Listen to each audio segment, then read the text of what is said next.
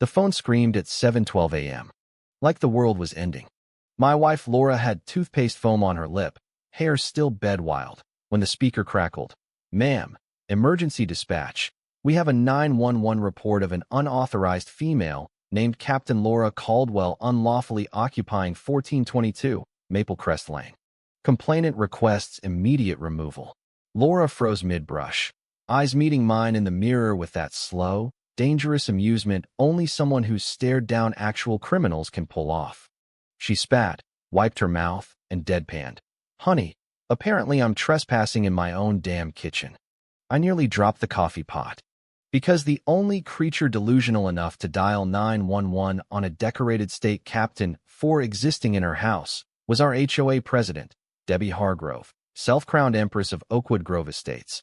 The woman who once fined a guy $250 because his hummingbird feeder was an unauthorized eyesore that disrupted neighborhood feng shui. She didn't just poke the bear. She tasered the grizzly that writes the laws. And that call, that was just the match on the gasoline-soaked HOA bonfire we didn't know was already lit. We'd bought the house 3 weeks earlier as Laura's first real break in 15 years. People picture high-ranking law enforcement as shiny badges and press conferences. They don't see the woman who comes home at 2 a.m. and just stares at the wall because another kid didn't make it. So when the transfer finally gave her breathing room, I didn't ask.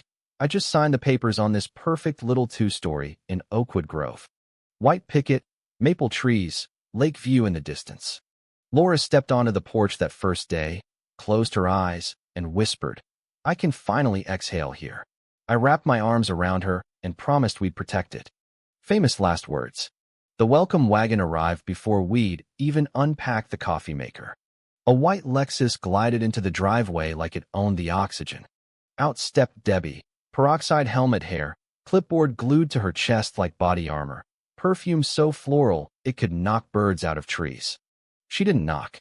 She marched straight past us, eyes scanning our porch like it had personally offended her ancestors. "Unauthorized modifications," she muttered, scribbling furiously. Laura tried polite. "Hi, I'm Laura. This is my husband, Ben.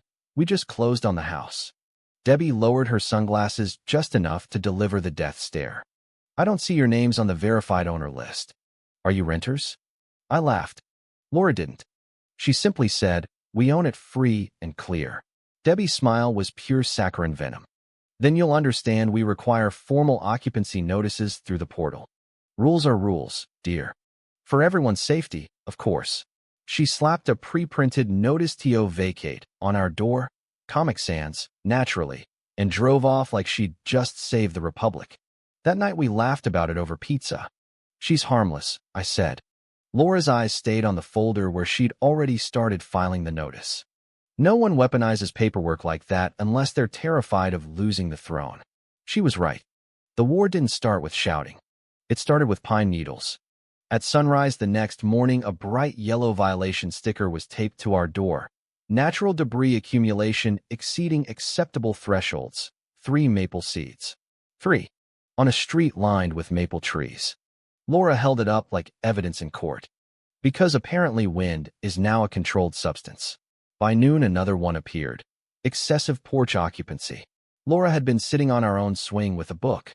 The violation listed her exact weight class. I was still cracking up when the email hit the entire neighborhood list. Community Safety Advisory. Unverified female resident exhibiting suspicious jogging behavior near the community pond. Attached, blurry ring cam footage of Laura on her morning run. Jogging. Rebranded as loitering. The dark humor of it all was almost beautiful, like watching a clown try to direct traffic with a flamethrower. But Laura wasn't laughing anymore. She was cataloging. Every timestamp, every wording, every CC'd board member. "She's building a narrative," she told me quietly that night. "And people who need control this badly don't stop. They accelerate."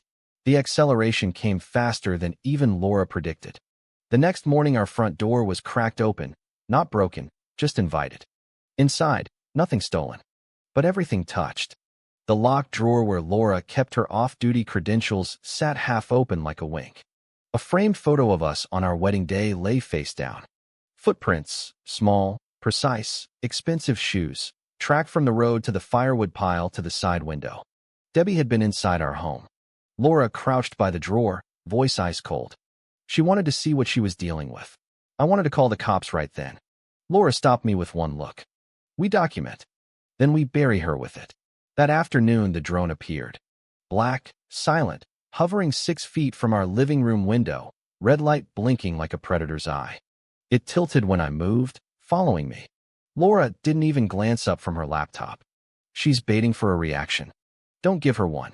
Instead, she calmly opened her phone, recorded the drone's flight path, altitude, serial number on the belly, then forwarded everything to the state's Unmanned Aircraft Division, the sheriff, and the HOA regulatory board with subject line. Unauthorized aerial surveillance by community president, evidence attached. The drone hovered another 30 seconds, confused, then buzzed away like it knew it had just signed its owner's death warrant. The emails kept coming, each more unhinged. Potential unstable resident refusing mandatory wellness check. Warning, possible domestic disturbance at 1422. Debbie was CCing the whole neighborhood now, painting Laura as some kind of threat. Neighbors started avoiding eye contact at the mailbox. One lady actually crossed the street when she saw us. The satire wrote itself. Grown adults surrendering their spines to a woman whose greatest achievement was measuring grass with a ruler. Then came the board meeting. Debbie had called an emergency session at 4 p.m. Sharp. Laura walked in alone, folder in hand, calm as Sunday morning. I waited in the parking lot chewing my nails. Inside, Debbie was mid-rant. This woman refuses compliance. She is a danger to our property values. Laura simply asked, voice soft. May I see the complaints? The room went graveyard silent. Debbie sputtered. The treasurer, poor nervous Greg, finally mumbled. She has a right, Debbie. One by one Laura laid the lies bare. The 3 maple seeds, the porch-sitting felony, the jogging as loitering, the fake wellness check that never happened. Each time she asked, which bylaw exactly? Where's the evidence? Who approved this procedure? Debbie's face went through every shade of rage. When she slammed the table and screamed, she's mocking our authority. Laura looked her dead in the eye and replied, no, Debbie. I'm respecting it more than you ever have. The board members shifted. Someone whispered, she's right. For the first time, Debbie's iron grip cracked. But cornered Karens don't surrender. They go nuclear. That night the Lexus was parked across the street, engine running, headlights off, Debbie's silhouette visible, phone to her ear. Laura watched from the window and murmured, she's planning her comeback. I asked what we do. Laura smiled, small, terrifying. We let her. The next afternoon, the pounding on our door shook the windows. Debbie stood there with a terrified 20-something in an ill-fitting suit clutching a cease and desist. Serve it, she barked. The kid stammered something about unauthorized occupancy.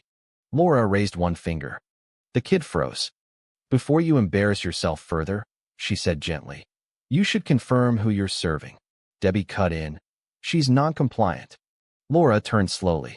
My name is Captain Laura Caldwell, Director of State Tactical Enforcement. Every SWAT team, every crisis unit, every major investigation in this state reports through my office. The kid's face drained white. Debbie's mouth opened and closed like a landed fish. Laura held out her palm. The drone controller. Now. Debbie's hand shook so hard the device rattled when she dropped it. Laura powered it down with a soft click that sounded like a coffin lid. Unauthorized surveillance device neutralized. Thank you. The kid bolted. Debbie screamed, this isn't over, but her voice cracked like cheap glass. Gravel flew as her Lexus fishtailed away. 2 black SUVs arrived the next morning, state ethics investigators. They interviewed us for an hour, reviewed every email, every photo, every drone frame. When they left, they carried boxes of evidence and a promise. This ends today. By 4 p.m. The board received official notice. Debbie Hargrove suspended pending full investigation. Her single reply email. This is a misunderstanding. I will handle it personally.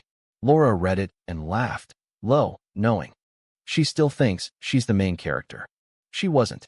Vince from 2 doors down showed up that evening pale and shaking. Debbie had sent forged financial documents to his clients accusing him of embezzlement. Laura was on the phone with cyber crimes before he finished the sentence. Then she called a neighborhood meeting at the old dock. 50 people showed. Laura laid everything out, not angry, just facts.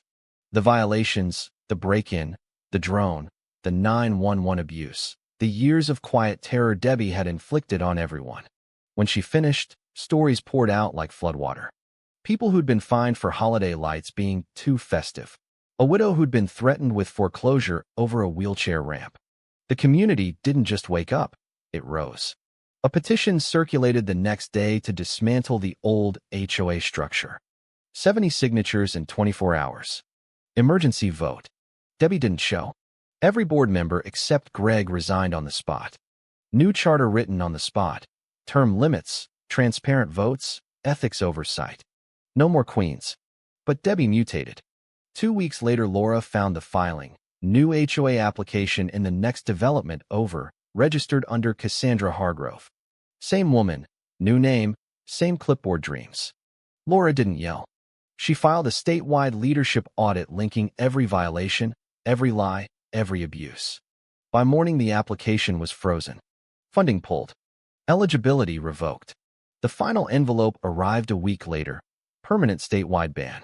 Debbie Hargrove, under any name, barred for life from any HOA, co-op, or neighborhood governance position. Laura read it, nodded once, and said, "She can still live here. She just can't rule anymore." Oakwood Grove changed overnight in the quietest way. Neighbors waved again. Kids rode bikes without fear of citations. Vince brought fresh bread to everyone. Laughter replaced whispers. Laura refused every leadership offer. "I fixed the system," she told Greg. "Now you protect it." And he promised they would. That evening we sat on the porch watching the sun paint the lake gold. Laura leaned against me, breathing easy for the first time in months. "You know what's funny?" she said. "Debbie never understood the difference between rules and power. One protects people. The other just strokes egos." I asked if she thought Debbie would try again. Laura smiled. She lost the throne she built her whole identity on. Some people don't survive that fall. The neighborhood breathed again. The air felt lighter. The silence no longer carried dread. So here's the question that keeps me up at night, and I want you to answer honestly in the comments. When the HOA Karen called 911 on a decorated captain for squatting in her own home, who was really breaking the law? The woman enforcing absurd rules with lies and break-ins, or the woman who simply refused to bow? Was Debbie protecting the neighborhood, or was she protecting her own fragile little kingdom? Drop your verdict below. Because sometimes the real criminal isn't the one who gets the cuffs. It's the one who never thought the rules applied to her. See you in the next HOA nightmare. Stay safe out there.